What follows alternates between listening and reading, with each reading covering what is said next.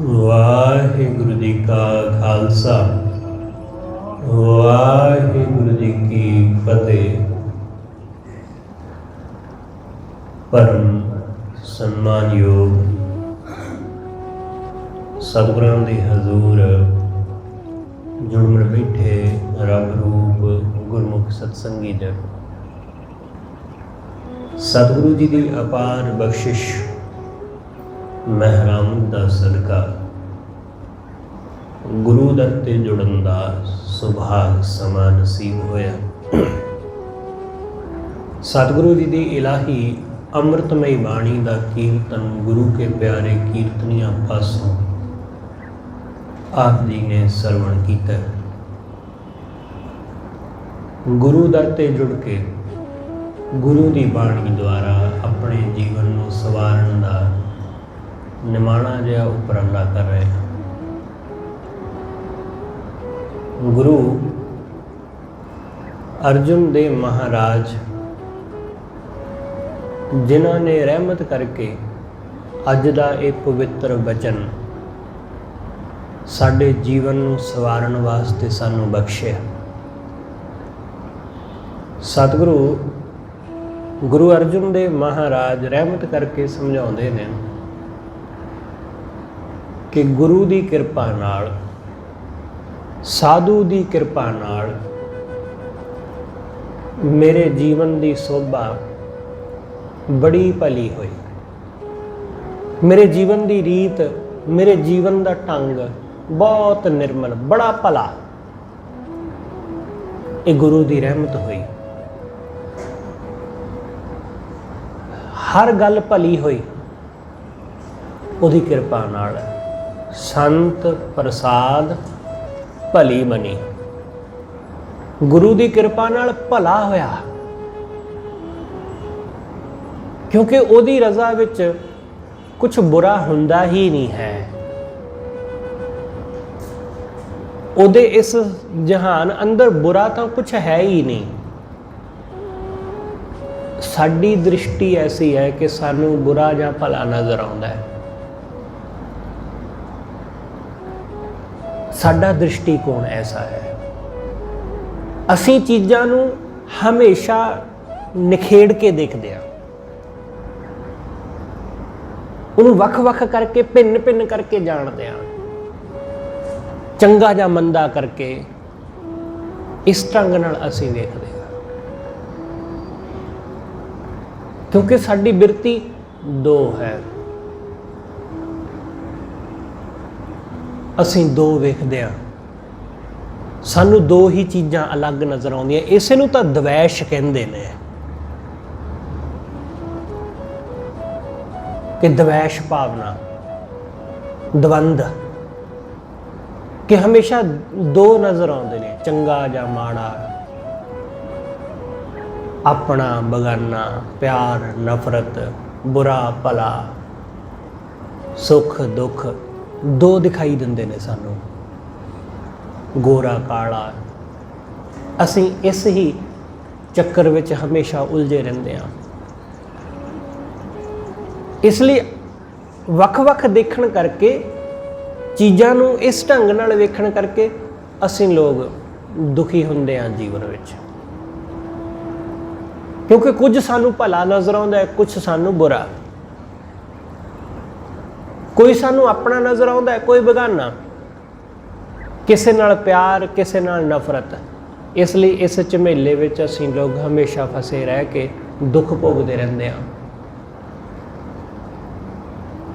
ਤਾਂ ਕਰਕੇ ਸਾਡੇ ਜੀਵਨ ਦੀ ਸੋਭਾ ਨਿਰਮਲ ਨਹੀਂ ਹੋ ਪਾਉਂਦੀ। ਵਾਹਿਗੁਰੂ ਦੀ ਰਜ਼ਾ ਵਿੱਚ ਤਾਂ ਸਭ ਕੁਝ ਭਲਾ ਹੀ ਹੈ। ਜੇ ਉਹਦੀ ਰਜ਼ਾ ਵਿੱਚ ਜਾਂ ਉਹਦੀ ਨਿਗਾਹ ਵਿੱਚ ਕੁਝ ਮਾੜਾ ਹੁੰਦਾ ਤਾਂ ਫਿਰ ਜਿਹਨੂੰ ਅਸੀਂ ਮਾੜਾ ਸਮਝਦੇ ਹਾਂ, ਫਿਰ ਉਹ ਮਾੜਾ ਹੁੰਦਾ ਹੀ ਨਾ। ਵਾਹਿਗੁਰੂ ਦੀ ਰਜ਼ਾ ਵਿੱਚ ਬਹੁਤ ਕੁਝ ਹੈ। ਇੱਥੇ ਗੋਰਾ ਵੀ ਹੈ, ਇੱਥੇ ਕਾਲਾ ਵੀ। ਸਾਨੂੰ ਗੋਰਾ ਤੇ ਭਾਉਂਦਾ, ਸਾਨੂੰ ਕਾਲਾ ਨਹੀਂ ਭਾਉਂਦਾ। ਜੇ ਕਾਲਾ ਉਹਦੀ ਰਜ਼ਾ ਵਿੱਚ ਨਾ ਹੁੰਦਾ ਤੇ ਉਹ ਹੋਣਾ ਹੀ ਨਹੀਂ ਸੀ। ਤੇ ਇਹ ਵੀ ਸਮਝਣਾ ਗੋਰੇ ਦੀ ਇੰਪੋਰਟੈਂਸ ਸਫੇਦ ਦੀ ਇੰਪੋਰਟੈਂਸ ਕਾਲੇ ਕਰਕੇ ਹੀ ਹੈ। जिस दिन काला निकलिया गोरा कुछ भी नहीं रह जाना। ब्लैक बोर्ड दे उत्ते हमेशा वाइट चौक नाल लिखिया जाता है। वाइट बोर्ड दे उत्ते वाइट चौक नाल लिख के दिखाओ, दिखाई नहीं देवेगा, नजर ही नहीं आवेगा। इसलिए वो दोनों मिलते ने तां प्रगट हुंदे ने,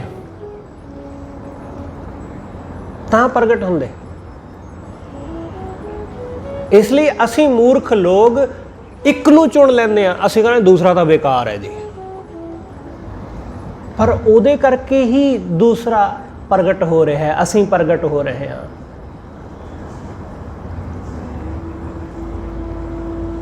इसलिए जिसनों ये गल समझ आ गई,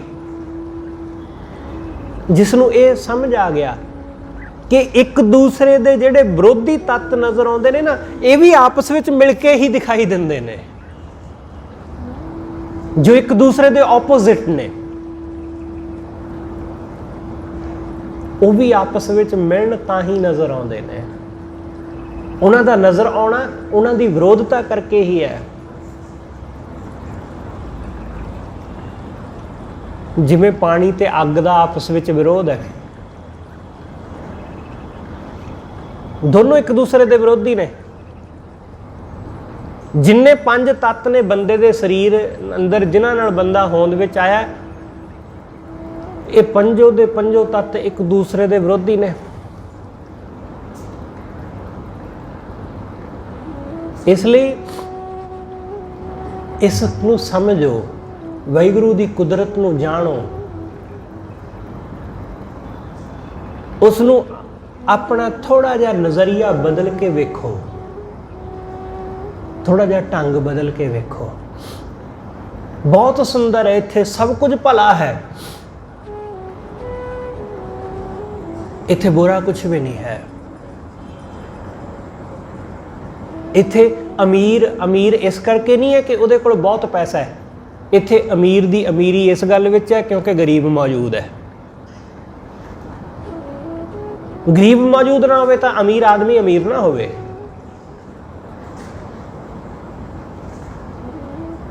साडा घर बहुत वड्डा, बड़ा उच्चा है। क्यों उच्चा है? क्योंकि साडे नेड़े कोई नीवें घर वाला रहिंदा है, इस करके उच्चा है। वो ना होवे तां साडा घर उच्चा ना होवे। इसलिए वेखो चीज़ां नूं। साडे पिंड दे विच एक कोठी होया करदी सी, मैं बचपन तो असीं उस नूं देखिया। उस घर विच रहण वालियां नूं वड्डे घर वाले जां कोठी वाले कहा जांदा सी। सब तो उच्चा ते वड्डा घर सी उन्हां दा, 2-3 मंजिला। पर हुण आले दुआले कोठियां कोठियां हो गईयां। हुण आले दुआले कई मंजिलों वाले घर बन गए। हुण वो कोठी कोठा जापदी है। वो उदों तक ही कोठी सी, उदों तक ही महल सी जदों तक लागे झोपड़ियां सी। जदों तक लागे छोटे घर सी, हुण वड्डे घर बराबर हो गए, उस तो उच्चे हो गए, तो हुण वो झोपड़ी हो गई। इसलिए साडी वडियाई, साडी अमीरी वो दूसरे की गरीबी विच है। इस करके वेखो चीज़ां नूं ध्यान नाल, गौर नाल, थोड़ी जी सूझ नाल। इत्थे गलत कुछ भी नहीं है। जिन्हों असीं कह रहे हैं कि माड़ा गरीब है, उहदी वजह करके ही असीं प्रगट हो रहे हैं। तुसीं कदे कल्पना करके देखो संसार दी, होर छड्डो, तुसीं अपने शहर की कल्पना करके देखो कि इत्थे कोई बंदा गरीब नहीं, कोई भिखारी नहीं। जरा सोचो, इमेजिन करना, इमेजिन करने की जाता है? कोई पैसे थोड़ी लगने ने, कोई मुल थोड़ी है इस गल का। घरे बैठे होर भी तो असीं बहुत कुछ सोचते रहने हैं कई बारी। जरा ये सोच के वेखो कि तुहाडे इस शहर दे विच कोई भी बंदा गरीब नहीं है, कोई भी भिखारी नहीं है इत्थे। कोई भी सड़क दे उत्ते तुहानू सुत्ता पिया नज़र नहीं आउंदा। सड़क ते फुटपाथ दे उत्ते किसी गरीब की झुग्गी नज़र नहीं आउंदी तुहानू। वड्डे घर, गड्डियां वाले, अमीर लोग सब, तो फिर तुसी दिक्कत विच आओगे बहुत, क्योंकि सारे अमीर ने। तो फिर तुहाडे घर विच काम करन कौन आएगा सफाई वास्ते? तुहाडे घर दा कूड़ा चक्कण कौन आएगा? कोई भी बंदा फिर उस काम नूं करना पसंद ही नहीं करेगा। जरा इस गल की कल्पना करके वेखो कि साडे समाज विच कोई चोरी नहीं हुंदी, साडे समाज विच कोई कतल नहीं हुंदा, साडे समाज विच कोई किसी तरह की रिश्वतखोरी नहीं हुंदी, साडे समाज विच किसी धी भैन दे नाल सड़क ते तुरे जांदियां कोई बदसलूकी नहीं हुंदी, किसी नाल कोई माड़ा व्यवहार नहीं हुंदा। कल्पना करो, वैसे तो ऐसा समाज होना बहुत मुश्किल है, पर कल्पना करके वेखो जरा, इत्थे कोई रिश्वतखोरी नहीं, कोई नशियां दा कारोबार नहीं, कोई इत्थे ठेका नहीं, कोई शराब दा नहीं, कुछ नहीं, सब भला। सब पुलिस वाले वेले हो जाणगे, घरों घरी बह जाणगे अपने। कोई लुट खो नहीं, कोई दहेज वास्ते किसी नूं मारिया कुट्टिया नहीं जा रहा, कोई नूंह किसी सੱਸ नूं तंग नहीं करती, कोई सੱਸ किसी नूंह नूं तंग नहीं करती, किसी का कोई जमीन का रौला नहीं, किसी का कोई झगड़ा नहीं। वकीलों की भी छुट्टी ते जजां की भी छुट्टी, पुलिस वालों की भी छुट्टी, सब वेले। उन्हां दा काम इसे करके चलता है क्योंकि चोर ने, कतल करने वाले ने, गैंगस्टर ने, नशे बेचण वाले ने,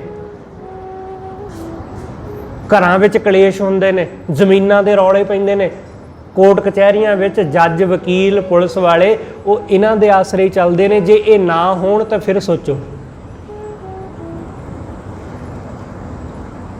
इसलिए हर चीज़ नूं जदों तुसीं इस ढंग नाल वेखोगे फिर समझ आवेगा कि इत्थे गलत की है तो सही की है। असीं कह दिंदे आ कि आ नहीं होना चाहिए, आ नहीं होना चाहिए,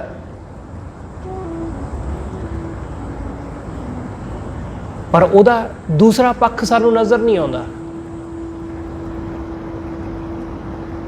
इसलिए सतगुरु समझाउंदे, जिन्हों देखना आ गया,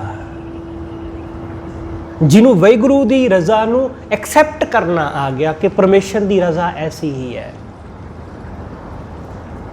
इत्थे ऐसा ही है, इत्थे फुल दे नाल कंडा पैदा हुंदा ही है,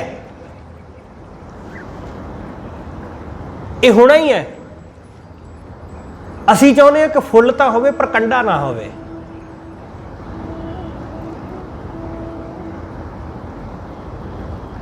तुहानू कोई फुल देवे, मैं तुहानू फुल देवां कि लो आ फुल है,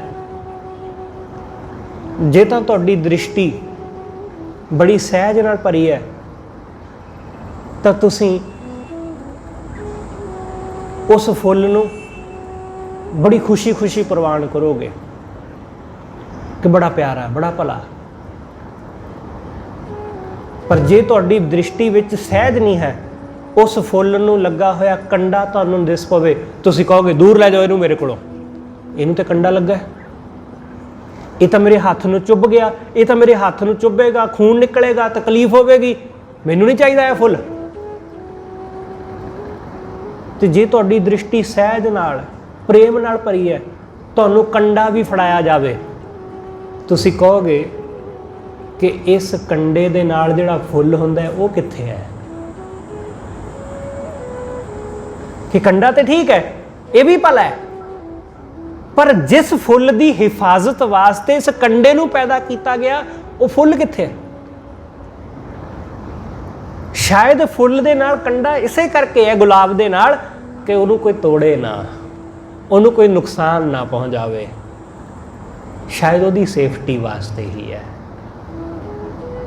जदों असी इस तरह चीज़ों को देखण लग जाते हैं तो बुरा तो फिर कुछ नज़र ही नहीं आता। फिर फुੱਲ ਦੇ ਨਾਲ ਲੱਗਾ ਕੰਡਾ ਉਹ ਬੁਰਾ ਨਹੀਂ ਨਜ਼ਰ ਆਉਂਦਾ, ਉਹ ਭਲਾ ਨਜ਼ਰ ਆਉਂਦਾ, ਕਿਉਂਕਿ ਉਹਦੀ ਸੇਫਟੀ ਵਾਸਤੇ ਹੈ। ਲੋਕ ਲੱਖਾਂ ਰੁਪਇਆ ਆਪਣੇ ਘਰਾਂ ਤੇ ਲਾਉਂਦੇ ਨੇ, ਬਹੁਤ ਵਧੀਆ ਘਰ ਬਣਾਇਆ, ਘਰ ਬਣਾ ਕੇ ਮੁੜ ਕੇ ਘਰ ਦੀ ਦੀਵਾਰ ਦੇ ਉੱਤੇ ਕੱਚ ਲਾ ਦਿੱਤਾ, ਤਿੱਖੀਆਂ ਤਿੱਖੀਆਂ ਸੂਲਾਂ ਲਾ ਦਿੱਤੀਆਂ ਲੋਹੇ ਦੀਆਂ। ਕਿਉਂ? ਕੋਈ ਤੁਹਾਨੂੰ ਪੁੱਛੇ ਕਿ ਭਾਈ ਐਡੀ ਬੇਵਕੂਫੀ, ਐਡਾ ਮਹਿੰਗਾ ਘਰ ਬਣਾਇਆ, ਕਰੋੜਾਂ ਰੁਪਈਆ ਖਰਚ ਦਿੱਤਾ, ਆਹ ਕੀ ਕੰਮ ਕੀਤਾ? ਤੁਸੀਂ ਕਹੋਗੇ ਕਿ ਸਿਕਿਉਰਿਟੀ ਵਾਸਤੇ।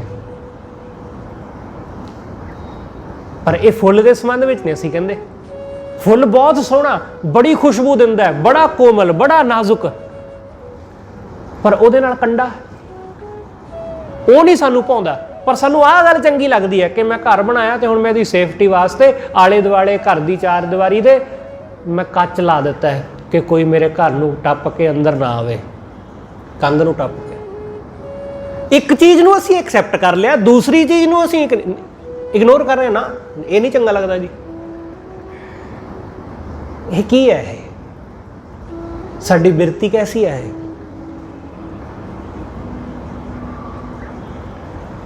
ਇਸ ਤਰ੍ਹਾਂ ਨਹੀਂ ਭਲੀ ਬਣਦੀ। ਇਸ ਲਈ ਉਸ ਨੂੰ ਵੀ ਉਵੇਂ ਹੀ ਪ੍ਰਵਾਨ ਕਰੋ ਜਿਵੇਂ ਤੁਸੀਂ ਆਪਣੇ ਘਰ ਨੂੰ ਇਸ ਤਰ੍ਹਾਂ ਪ੍ਰਵਾਨ ਕੀਤਾ। ਬੁਰੇ ਨੂੰ ਵੀ ਇਸੇ ਤਰ੍ਹਾਂ ਐਕਸੈਪਟ ਕਰੋ। ਕੱਚ ਬੁਰਾ ਹੈ ਨਾ, ਹੱਥ 'ਚ ਖੁੱਬੇਗਾ, ਤਕਲੀਫ ਹੋਵੇਗੀ, ਐਕਸੈਪਟ ਕੀਤਾ ਨਾ ਉਹਨੂੰ, ਆਪਣੇ ਘਰ ਦੀ ਕੰਧ ਤੇ ਲਾ ਲਿਆ।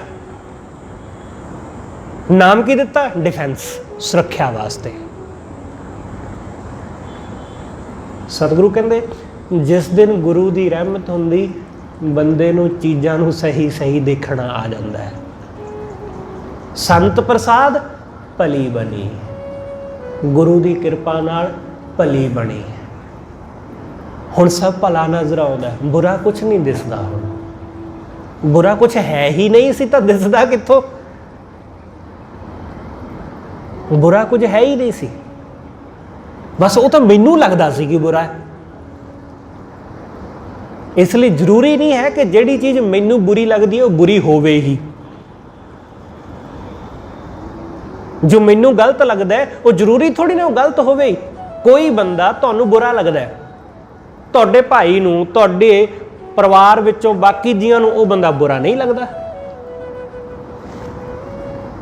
ਇਸ ਦਾ ਮਤਲਬ ਇਹ ਨਹੀਂ ਹੈ ਕਿ ਤੁਹਾਨੂੰ ਬੁਰਾ ਲੱਗਦਾ ਹੈ ਤਾਂ ਉਹ ਆਦਮੀ ਬੁਰਾ ਹੋ ਗਿਆ। ਇਸ ਲਈ ਜਦੋਂ ਬੰਦੇ ਨੂੰ ਸਹੀ ਸਹੀ ਦ੍ਰਿਸ਼ਟੀ ਹਾਸਲ ਹੁੰਦੀ ਹੈ ਤਾਂ ਫਿਰ ਉਸ ਨੂੰ ਸਹੀ ਸਹੀ ਨਜ਼ਰ ਆਉਂਦਾ ਹੈ, ਸਾਫ਼ ਸਾਫ਼ ਉਵੇਂ ਜਿਵੇਂ ਉਹ ਹੈ। ਚੀਜ਼ਾਂ ਸਭ ਉਵੇਂ ਹੀ ਰਹਿੰਦੀਆਂ, ਸਾਡਾ ਦ੍ਰਿਸ਼ਟੀਕੋਣ ਬਦਲਦਾ ਹੈ, ਅਸੀਂ ਬਦਲਦੇ ਹਾਂ, ਸਾਡੇ ਸੁਭਾਅ ਵਿੱਚ ਫਰਕ ਪੈਂਦਾ ਹੈ, ਸਾਡੇ ਸੁਭਾਅ ਵਿੱਚ। ਇਸ ਲਈ ਸਤਿਗੁਰੂ ਸਮਝਾਉਂਦੇ ਜਾ ਕੇ ਗ੍ਰਹਿ ਸਭ ਕੁਛ ਹੈ ਪੂਰਨ। ਜਿਸ ਵਾਹਿਗੁਰੂ ਦੇ ਘਰ ਸਭ ਕੁਛ ਹੈ, ਜਿਹਦੇ ਘਰ ਸਭ ਕੁਛ ਪੂਰਨ ਹੈ, ਉਹਦੇ ਘਰ ਘੱਟ ਕੁਛ ਵੀ ਨਹੀਂ, ਉਹਦੇ ਘਰ ਹਮੇਸ਼ਾ ਵੱਧ ਹੀ ਹੈ ਸਭ। ਜਾ ਕੇ ਗ੍ਰਹਿ ਸਭ ਕੁਛ ਹੈ ਪੂਰਨ, ਸੋ ਭੇਟਿਆ ਨਿਰਭਉ ਧਨੀ। ਸਤਿਗੁਰੂ ਕਹਿੰਦੇ ਉਹ ਪਰਮੇਸ਼ਰ ਮਿਲ ਪਿਆ। ਉਹ ਕਿਵੇਂ ਮਿਲਿਆ? ਹੁਣ ਜਦੋਂ ਮੇਰੀ ਦ੍ਰਿਸ਼ਟੀ ਬਦਲ ਗਈ, ਹੁਣ ਜਦੋਂ ਮੇਰਾ ਵੇਖਣ ਦਾ ਢੰਗ ਬਦਲ ਗਿਆ, ਤਦੋਂ ਉਹ ਤਾਂ ਸਾਹਮਣੇ ਹੀ ਸੀ, ਉਹ ਤਾਂ ਸਾਹਮਣੇ ਹੀ ਸੀ। ਜਦੋਂ ਪਹਿਲੀ ਦਫਾ ਗਿਆਨ ਹੁੰਦਾ ਨਾ ਬੰਦੇ ਨੂੰ, ਤਾਂ ਬੰਦੇ ਨੂੰ ਆਪਣੀ ਮੂਰਖਤਾ ਦਾ ਪਤਾ ਚੱਲਦਾ ਹੈ। ਪਹਿਲਾ ਗਿਆਨ ਇਹ ਹੈ ਕਿ ਆਪਣੇ ਅਗਿਆਨ ਦਾ ਪਤਾ ਲੱਗਦਾ ਹੈ। ਐਸੇ ਬਹੁਤ ਸਾਰੇ ਸਾਧੂ, ਬਹੁਤ ਸਾਰੇ ਫਕੀਰ ਨੇ ਜਿਨ੍ਹਾਂ ਨੇ ਇਸ ਗੱਲ ਦਾ ਜ਼ਿਕਰ ਕੀਤਾ ਹੈ ਕਿ ਜਿਸ ਦਿਨ ਸੋਝੀ ਆਈ, ਆਪਣੇ ਆਪ ਦੇ ਉੱਤੇ ਹਾਸਾ ਆਇਆ। ਦੂਸਰਿਆਂ ਦੇ ਉੱਤੇ ਹੱਸਣਾ ਬੜਾ ਸੌਖਾ ਹੁੰਦਾ ਹੈ। ਅਸੀਂ ਬਹੁਤ ਦਫਾ ਹੱਸੇ ਹਾਂ ਦੂਸਰਿਆਂ ਦੇ ਉੱਤੇ। ਦੂਸਰਾ ਕੁਝ ਗਲਤ ਕਰ ਰਿਹਾ ਹੈ, ਦੂਸਰਾ ਕੁਝ ਉਹ ਕੰਮ ਕਰ ਰਿਹਾ ਜਿਹੜਾ ਠੀਕ ਨਹੀਂ ਹੈ, ਸਾਨੂੰ ਪਤਾ ਹੈ ਕਿ ਠੀਕ ਕੀ ਹੈ, ਅਸੀਂ ਹੱਸਦੇ ਹਾਂ, ਇਹਨੂੰ ਅਕਲ ਨਹੀਂ ਹੈ, ਇਹਨੂੰ ਇੰਨੀ ਵੀ ਸਮਝ ਨਹੀਂ ਹੈ, ਸਾਨੂੰ ਹਾਸਾ ਆਉਂਦਾ ਹੈ। सानू समझ नहीं। असी समझते हैं कि सानू बहुत समझ है, इसलिए असी हसदे हैं, पर जद कि ये ना समझी दी निशानी। साधु अपने आप ते हसदा है, वो कहंदा मैं की कर रहा सा ते होना की चाहिदा सी। सतगुरु की बाणी का बचन है, सतगुरु कहते गुरमुख गुण गावत हसया। वो रब दे गुण गाउंदियां गाउंदियां हसया, क्योंकि उसनूं अपना औगण दिस पिया, उन्होंने अपनी गलती नज़र आ गई कि मैं मूर्खा कर रहा सी। अपने आप दे उत्ते हसया। भगत अपने आप ते हसदा, लोकी कहंदे पागल हो गया। दुनिया दूसरियां ते हसदी है तो कहंदे जी जोक है, मजाक है। दूसरियां ते हसण नूं लोग समझते ने मजाक, दूसरियां दा मजाक उड़ाउंदे ने। जे कोई बंदा अपने आप ते इकल्ला बैठा हसदा तो लोग कहते पागल। असल विच दूसरियां दा मजाक उड़ाउण वाले लोग पागल ने। साधु नूं किसी कोलों माफ़ी नहीं मंगनी पैंदी, क्योंकि अपने आप दे उत्ते हसदा सी। असीं किसी दूसरे दा मजाक उड़ाउने आ ते सानूं माफ़ी मंगनी पै जांदी है।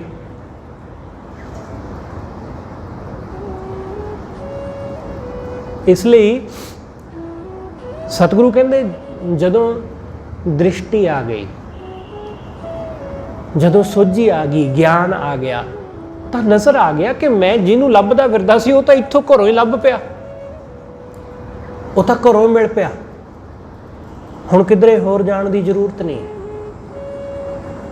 किते होर भटकण दी लोड़ नहीं। रजूश बड़ा प्यारा फकीर,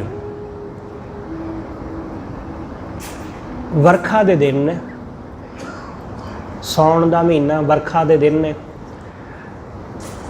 हनेरी चली, मींह पिया, ओदी कुल्ली दा अद्धा छप्पर टुट गया मींह करके, हनेरी करके। अक्सर फकीरां नाल ही ऐसा वापरदा, भले पुरुषां नाल, क्योंकि उन्हां अंदर सहण दी समर्था हुंदी है। इस करके रब हमेशा दुख उन्हां नूं दिंदा जिहड़ा सह सकदा होवे, जिहड़ा सह नहीं ना सकदा उहनूं नहीं मिलदा। झुग्गी विच कुल्ली विच रहिंदा सी, हनेरी आई, उड़ा के लै गई अद्धा छप्पर। वो अपनी कुल्ली विच बैठा उसे तरह परमात्मा का जस गांदा है। उहदा एक मित्र आया,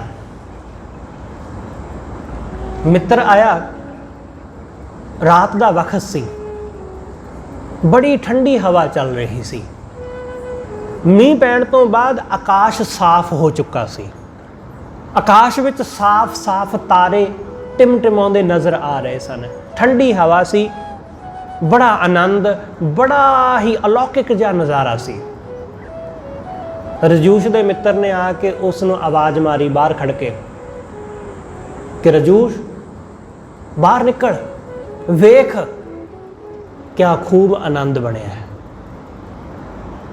वेख जरा बाहर आके कैसा आनंद अनुभव हो रहा है। रजूश ने अंदरों जवाब दिता, उसने कहा भाई तू ही अंदर आ जा, क्योंकि जो मैनू इत्थों नज़र आ रहा है वो तेनों बाहरों नज़र नहीं आना। जो मैं इत्थों देख रहा हाँ वो मैनू अज तो पहला नज़र भी नहीं सी आया कदे। रजूश का मित्र अंदर गया, अंदर जाके वेख्या कि कुल्ली का अद्धा छप्पर टुटा होया। रजूश उत्थे लम्मा पिया होया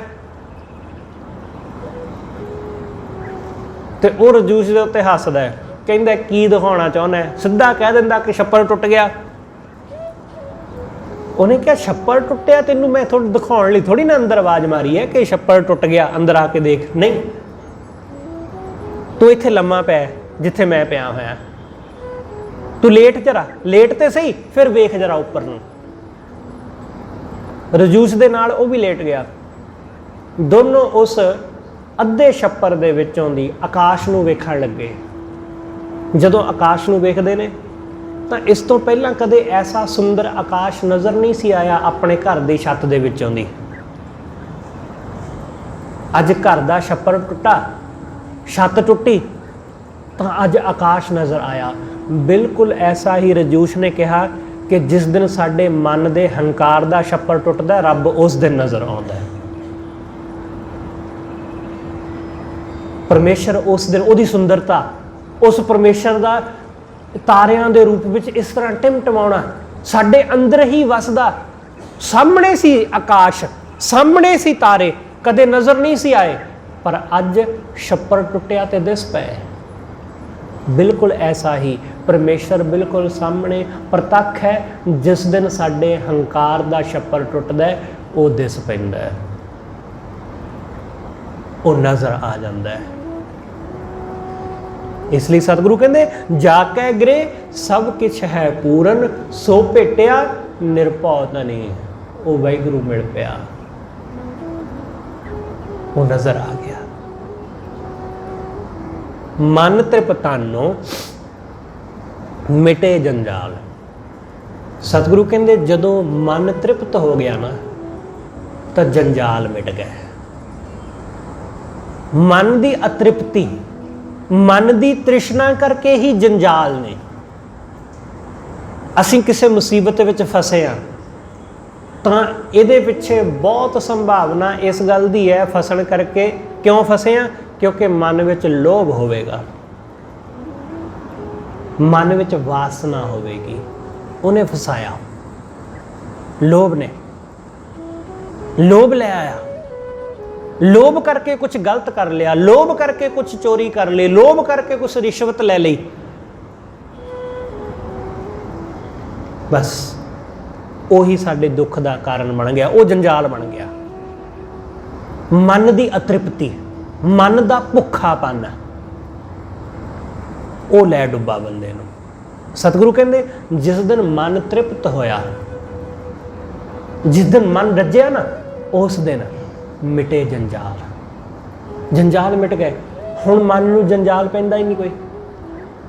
ਜਦੋਂ ਮਨ ਰੱਜਿਆ ਹੋਵੇ ਤਾਂ ਕੋਈ ਕਰੋੜਾਂ ਰੁਪਇਆ ਤੁਹਾਡੇ ਸਾਹਮਣੇ ਰੱਖਦਾ, ਤੁਸੀਂ ਉਸ ਨੂੰ ਮਿੱਟੀ ਦੇ ਤੁੱਲ ਜਾਣੋਗੇ।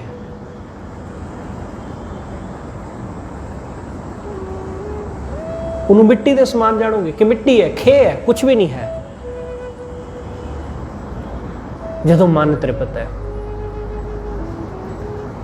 ਸੁਣਿਆ ਹੈ ਕਿ ਇੱਕ ਪਤੀ ਪਤਨੀ ਬੜੇ ਭਗਤੀ ਭਾਵ ਵਾਲੇ ਆਦਮੀ, ਦੋਨੋਂ ਜਾਣੇ ਬੜੇ ਭਗਤੀ ਭਾਵ ਵਾਲੀ ਜੋੜੀ।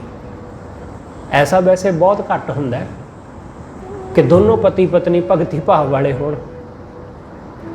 ਕਦੇ ਕਦਾਈ ਐਸਾ ਹੁੰਦਾ ਹੈ, ਕਦੇ ਐਸੀ ਘਟਨਾ ਵਾਪਰਦੀ ਹੈ ਕਿ ਦੋਨੋਂ ਜੀ ਭਗਤੀ ਭਾਵ ਵਾਲੇ ਹੋ ਜਾਣ।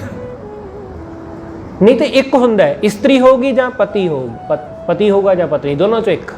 ਦੋਨੋਂ ਇਕੱਠੇ ਨਹੀਂ ਕਦੇ ਹੁੰਦੇ, ਪਰ ਸਬੱਬ ਬਣਿਆ। ਜਦੋਂ ਇਹ ਸਬੱਬ ਬਣਦਾ ਨਾ, ਅਲੌਕਿਕ ਆਨੰਦ ਉਸ ਦਿਨ ਵੱਜਦਾ। ਉਹ ਦੋਨੋਂ ਬੜੇ ਭਗਤੀ ਪ੍ਰੇਮ ਵਾਲੇ, ਆਪਣੀ ਕਿਰਤ ਕਰਦੇ ਨੇ। ਜਿੰਨਾ ਕੁ ਉਹ ਕਮਾਉਂਦੇ ਨੇ ਦਿਹਾੜੀ ਵਿੱਚ, ਉਹਨਾਂ ਕੁ ਖਾ ਪੀ ਲੈਂਦੇ ਨੇ। ਵਧੀਆ ਗੁਜ਼ਾਰਾ ਚੱਲ ਰਿਹਾ ਹੈ, ਬੜੀ ਸੁੱਖ ਦੀ ਆਨੰਦ ਦੀ ਜ਼ਿੰਦਗੀ ਜਿਉਂਦੇ ਨੇ। ਪਤੀ ਜੰਗਲ ਵਿੱਚੋਂ ਲੱਕੜਾਂ ਕੱਟ ਕੇ ਲਿਆਉਂਦਾ ਸੀ, ਸੁੱਕੀਆਂ ਲੱਕੜਾਂ ਲੈ ਕੇ ਆਉਣੀਆਂ, ਵੇਚਣੀਆਂ, ਤੇ ਵੇਚ ਕੇ ਜੋ ਉਸ ਨੂੰ ਉਹਦੇ ਪੈਸੇ ਮਿਲਣੇ, ਉਹਦੇ ਨਾਲ ਉਹਦਾ ਘਰ ਦਾ ਗੁਜ਼ਾਰਾ ਚੱਲਦਾ ਸੀ। ਰੋਜ਼ ਇਸੇ ਤਰ੍ਹਾਂ, ਰੋਜ਼ ਲੈ ਕੇ ਆਉਂਦਾ, ਰੋਜ਼ ਵੇਚਦਾ, ਰੋਜ਼ ਖਾਣ ਵਾਸਤੇ ਕੁਝ ਨਾ ਕੁਝ ਆਟਾ ਦਾਲ ਲੈ ਆਉਂਦਾ। ਰੋਜ਼ ਦਾ ਉਹਦਾ ਇਸੇ ਤਰ੍ਹਾਂ ਸੀ। ਕੱਲ ਦਾ ਕਦੇ ਸੇਵ ਨਹੀਂ ਸੀ ਕੀਤਾ ਕਿ ਕੱਲ ਵਾਸਤੇ ਜੋੜ ਲਈਏ, ਐਸਾ ਕਦੇ ਵੀ ਨਹੀਂ। ਵਰਖਾ ਦੇ ਦਿਨ ਆ ਗਏ, ਕਈ ਦਿਨ ਲਗਾਤਾਰ ਮੀਂਹ ਪਿਆ, ਜਿਸ ਕਰਕੇ ਉਹ ਲੱਕੜਾਂ ਵੱਢਣ ਵਾਸਤੇ ਨਾ ਜਾ ਸਕਿਆ। ਮੀਂਹ ਹਟਣ ਦਾ ਨਾਂ ਨਹੀਂ ਲੈ ਰਿਹਾ। ਫਿਰ ਦੋਨਾਂ ਨੇ ਸਲਾਹ ਕੀਤੀ ਕਿ ਮੀਂਹ ਦੇ ਵਿੱਚ ਹੀ ਚੱਲਦੇ ਹਾਂ, ਮੀਂਹ ਦੇ ਵਿੱਚ ਹੀ ਚੱਲਦੇ ਹਾਂ। क्योंकि जे बैठे रहे घर तो फिर इस तरह तो भुख नाल मरांगे। दोनों जाने जंगल वाल नूं तुर पे, जंगल वाल नूं चल पे। हल्का हल्का मीह पै रहा, बूंदाबांदी हो रही है। तो पति अगे अगे चल रहा है, पत्नी पिछे पिछे। मीह हट गया तो पति दी निगाह पई, उन्होंने कुछ सोने दियां मोहरां दिसियां। सोने दियां मोहरां, कुछ सोने दी चीज़ नज़र आई। इन्हें पिछां मुड़ के देखा कि दी पत्नी कित्थे गए, वो हाले थोड़ा पिछे सी। इसने उस सोने दियां मोहरां दे उत्ते पैर दे नाल मिट्टी पा दी कि किते ऐसा ना होवे कि मेरी घरवाली देख के उहदा मन डोल जाए कि चलो ये चुक लो तो थोड़ा बहुत खाण पीण का समान आ जाएगा घर वास्ते। कि सुभाविक है कि स्त्री दे जां पुरुष दे किसी के मन में आ सकता है। उसने कहा कि ऐसा ना होवे कि उहदे मन में लोभ जाग पवे। उसने पैर दे नाल मिट्टी खिसका के उहदे उपर ढक दिता। इन्ने नूं उहदी पत्नी आ गई पिछों। पत्नी आई, उसने पूछा की कर रहे सी? उन्हें कहा कुछ नहीं, बस वैसे ही। पत्नी ने फिर पूछा की गल हुई? कि मैं दूरों देख रही कि पैर नाल कुछ मिट्टी नूं इधर उधर खिसका रहे सी, की गल? हुण पत्नी तो छुपाउणा कोई सौखी गल थोड़ी ना हुंदी। उन्हें कहा कुछ नहीं। जदों वो मन्नी ना, उसने कहा मैनूं दसो गल की है। उन्हें दसिया कि इत्थे कुछ सोने दियां मोहरां पईयां सन। उन्हां नूं वेख के मेरे मन च ख्याल आया कि किते तू उसनूं देख के डोल ना जाए, इसलिए मैं उहदे ते मिट्टी पा दी। उसने कहा कि मिट्टी दे उत्ते मिट्टी पाउण दा की लाभ? जिहड़ी है ही मिट्टी, उहदे ते की मिट्टी पाउंदे हो? जो है ही मिट्टी, तुसी उसनूं सोना समझिया तां उहदे ते मिट्टी पाउण लग पए। जे उहनूं मिट्टी जाणदे तां उहदे ते मिट्टी पाउण दी जरूरत ना पैंदी। जिन्हां दा मन तृप्त हो गया वो इस जंजाल विच नहीं उलझदे, वो इस जंजाल विच पैंदे नहीं। चाहे सामने होवे ते चाहे छिपिया होया धन सोना हीरा कुछ भी, जिन्हें मिट्टी जान लिया उहदे वास्ते वो जमीन विच दबिया भी मिट्टी है, जमीन दे उपर पिया भी मिट्टी है। इसलिए सतगुरु कहते मन तृपतानो मिटे जंजाल, प्रभ अपना होया किरपाल। जदों अपना प्रभु किरपाल हो गया, जदों अपना प्रभु रहमत करदा है। संत प्रसाद भली बनी, साधु की किरपा नाल, गुरु की किरपा नाल भली बनी। जाकै गृह सब किश है पूर्ण, सो भेटिया निरभौ तनी। जिहदे घर विच सब कुछ है वो निरभौ, वो परमेश्वर मिल पिया। रहाओ नाम दृढ़ाया साध कृपाल। साधु कृपाल ने, गुरु ने कृपा की, वाहिगुरु का नाम मेरे मन विच दृढ़ कर दिता, पक्का कर दिता। उन्हें दृढ़ कर दिता, बार बार दोहरा के उन्हें मेरे मन विच पक्का कर दिता, दृढ़ हो गया। मिट गई भूख महाविकराल। जदों नाम दृढ़ हो गया तो माया की जिहड़ी विकराल भुख सी ना, ये मिट गई। माया की भुख बड़ी विकराल है। पेट की भुख विकराल नहीं हुंदी। पेट की भुख तो सिर्फ 2-4 प्रशादे खाओगे, खाण की माड़ी मोटी चीज़ लोगे तो खत्म। पर मन की भुख बड़ी विकराल है, ये नहीं मिटदी। ये हज़ारां तो लखां ते, लखां तो करोड़ ते, करोड़ तो अरब ते, उस तो गां खरब ते गिनती मुक जाती है, पर मन की भुख नहीं मुकदी। इसलिए सतगुरु कहते ये मिट गई भुख। जदों ये मन की भुख मिट गई तदों सहज आ गया, तदों ही सुख आ गया जीवन में। मन ये कहता रहिंदा है कि थोड़ा इस करके सुख नहीं है, पर जिस दिन उहदे नाल जुड़ जाता है उस दिन थोड़े विचों भी सुख दिसण लग पैंदा है। सतगुरु कहते नाम दृढ़ाया साध कृपाल, मिट गई भूख महा विकराल, ठाकुर अपने कीनी दात। मेरे अपने ठाकुर मालिक ने मेरे ते किरपा की, उन्हें किरपा करके अपनी दात बख्श दी। उन्हें दात दी, जदों उसने दात दी जलन बुझी, मन होई शांत। मन विच जो जलन सी, जलन दूसरे दी वस्तु देख के, दूसरे दा रूप वेख के, दूसरे दा पहरावा वेख के, दूसरे दा पैसा, दूसरे दी दौलत, दूसरे दा घर गड्डी जमीन, दूसरे दी देख के जो जलन पैदा होंदी सी वो हुण मिट गई। हुण नहीं, कुछ भी वेखदे आ, किसी दा घर रूप रंग कुछ भी, तो कोई मन दे उत्ते कोई रेखा नहीं खिंचदी, मन उत्ते कोई असर नहीं हुंदा। बस ठीक है, रूप है, हाँ जी सुंदर है, बस ठीक है, काफ़ी है। घर है, हाँ जी सुंदर है जी, वधिया घर बने, बस। मन ਉਹਦੇ ਨਾਲ कोई संबंध नहीं जोड़ता कि काश मेरे को ऐसा घर होवे। मन हुण संबंध नहीं जोड़ता। सतगुरु कहते तृप्त हो गया, टिक गया, जलन मिट गई। हुण किसी की तरक्की देख के, किसी नूं 4 पैसे मेरे नालों वध मिलते हैं, ये देख के हुण जलन नहीं, ये जलन नहीं कि दूसरे ने गड्डी खरीद ली है, दूसरे ने घर बना लिया है, हुण कोई मन में हलचल नहीं उठती। जलन बुझी, मन होई शांत। हुण मन शांत हो गया। दूसरे दे घर विच कोई भी चीज़ होवे, महंगी जां सस्ती, ਉਹਦੇ ਨਾਲ ਸਾਨੂੰ कोई सुख जां दुख कदे नहीं हो सकता। ਉਹਦੇ ਨਾਲ ਸਾਨੂੰ कोई लाभ नहीं होने वाला, ना नुकसान होने वाला है, ना कोई लाभ होने वाला है। किसी ने बहुत वधिया घर बना लिया, ਉਹਦੇ ਨਾਲ ਸਾਨੂੰ कुछ नहीं होने वाला। बस मन ये सोच लेंदा कि मैनू कुछ नहीं मिल रहा, दूसरिਆਂ ਨੂੰ बहुत कुछ मिल ही जाता है। इसे करके असीं दुखी होंदे रहंदे आ। हर कोई बंदा अपने भागां दा वो प्राप्त करता है। हर कोई, साडा आंढी गुआंढी, साडा भैन भाई, कोई भी वो अपने भागां दा पाउंदा है, चाहे थोड़ा पावे चाहे बहुता पावे।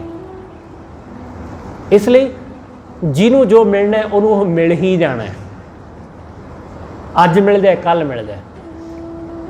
जदों असी दूसरे दे सुख दे विच सुख अनुभव करन लग जांदे आ, सतगुरु कहंदे फिर गल बनदी है, मन शांत हो जाता है। जदों इस तरह दूसरे दा सुख भी अपने सुख जैसा अनुभव होने लगता है, तो फिर बहुती दूर नहीं कि साडे घर भी सारियां सुख सहूलतां पहुँच जांदियां।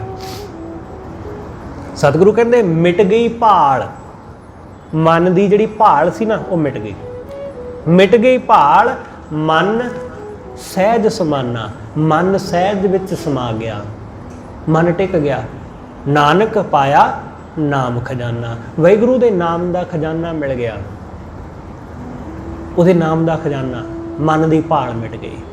ये भाल मिटेगी ही जिस दिन वाहिगुरू नाल सांझ पै गई। जिस दिन सच दिस पिया उस दिन भाल मिट जाएगी। उस दिन असीं टिकांगे, स्थिर होवांगे, उस तो पहला नहीं। सतगुरु रहमत करे, ये रब्बी नाम की दात गुरु किरपा करके सानू सब नूं बख्श देवे। अज सिख कौम की उस महान शख्सियत जिन्हां नूं सुल्तानुल कौम का रुतबा हासिल होया, सरदार जस्सा सिंह आलूवालिया, उन्हां दा अज जन्म दिहाड़ा है। इन्हां दा परिवार गुरु हरगोबिंद साहब महाराज जी के वेले तो गुरु घर नाल जुड़िया।